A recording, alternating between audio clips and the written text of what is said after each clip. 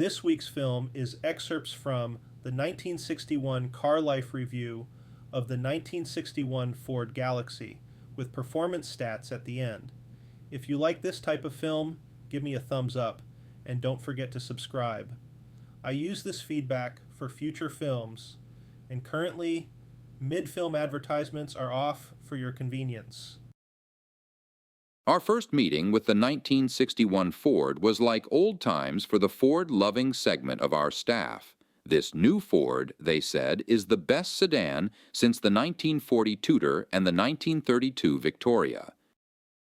This is high praise indeed from so critical an eye as that of a now non-participating but still enthusiastic hot rodder who generally declines to admit the existence of any post-World War II Ford. And this 1961 Galaxy goes better than all but a few of the hottest rods of a few years ago.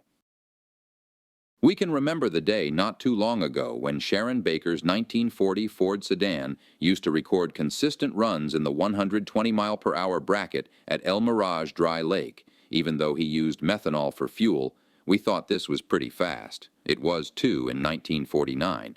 But this 390 cubic inch, 300 base horsepower Galaxy will equal that speed on pump gas, and with an automatic transmission, so Grandma can take it to the store. During a recent trip to Detroit, we had occasion to talk to a GM stylist who commented, "The new Ford should certainly sell. It has all the best of GM in its styling. Part of this may be true. The grille and frontal treatment do remind one of a Cadillac. But regardless of the source of the inspiration for the design, the new Ford is an appealing, attractive package any way you look at it. Ornamentation is kept to a minimum, and what there is of it is tastefully done. A big car look is masterfully achieved in spite of the fact that the car is 3.7 inches shorter at 209.4 inches and 1.6 inches narrower at 79.9 inches than was last year's model. Height remains the same at 55 inches, as does the wheelbase at 119 inches. Body panels all around are smooth, and faring from one panel to another is good, with the exception of the deck lid, which was not fitted well and leaked water into the trunk during a trip through a 15-minute car wash. The paint appeared to be excellent, and from our past experience with Fords, should be of good quality. A really nice and practical styling touch is the combining of door handles with the chrome trim. It's surprising to us that this trick hasn't been used more, because the stylist has enough trouble with all the necessary components of a car without adding extra bits and pieces. The way the door handles are designed on the Ford also should eliminate any possibility of clothes or parts of the human anatomy getting caught on a handle. The top, or greenhouse as it's called in the trade, is, we feel, one of this year's finest attributes. Wonderfully proportioned and well executed, the crisp yet flowing top line adds elegance not to be found on any other sedan of comparable price, and few at twice the price. This particular top styling has its practical side too. It guarantees adequate headroom in both front and rear seats for all but taller members of the Tip Toppers Club. The large sun visors are well padded and appear to be free from any possibility of injuring the driver or passengers in case of a collision. The instrument panel top is also padded and covered with a plastic material similar to that on the seats and door panels. Like other cars featuring padded cowl panels for safety, only the top is padded, leaving the lower panel metal exposed to receive knees and legs on impact. Our first impression of the seats was one of lasting comfort, and subsequent testing proved this to be correct. They are firm, but well-shaped. The steering wheel is well placed with relation to the seat. Little need be said about the car's ability to pull smoothly, as the Fordomatic transmission is well known and certainly well proven by now. The shift from one gear to another of the 3-speed unit could barely be felt, and at maximum throttle the shift in third occurred at 68 miles per hour.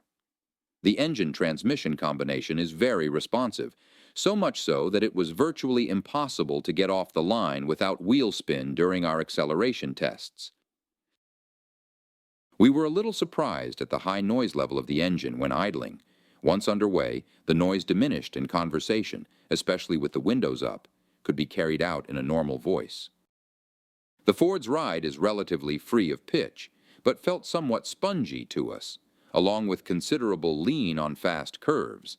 This was somewhat misleading because, in our exuberance, we dirt-tracked it around some very fast bends, and found that the Ford went where it was pointed and stuck far better than we had expected. At full speed, some hood shake was evident, and hard bumps caused the entire front-end sheet metal to shake.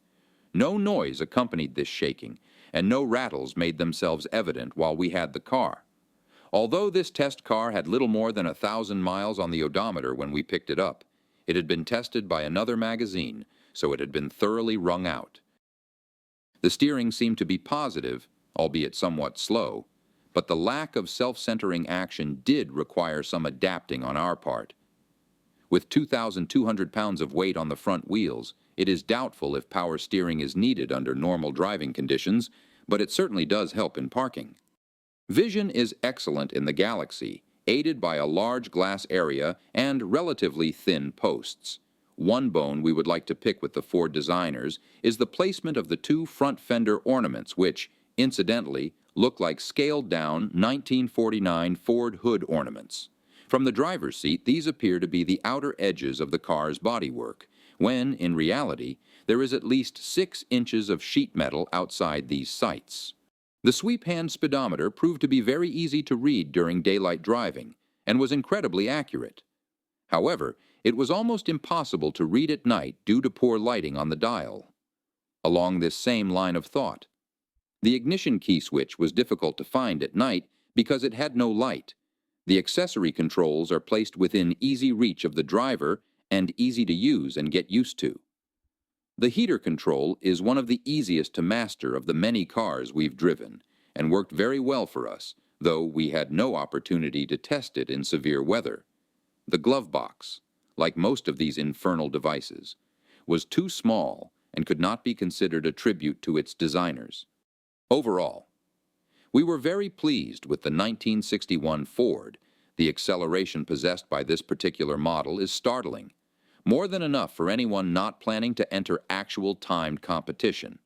It's our viewpoint that once a car has sufficient power to require prudence in its application, additional punch is superfluous.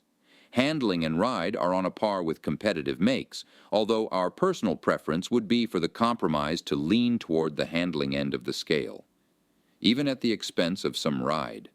From a quality standpoint, finish and fit seemed first-rate from a mass-produced car. And it's always dangerous to go out on a limb and predict the outcome of contests, races, and elections. But we think the new Ford is a good bet to help bridge the gap between Chevrolet and Ford, and might even help overcome the lead gained by Chevrolet in the last few years. Concerning specifications, the 1961 Ford base model lists for $2,536.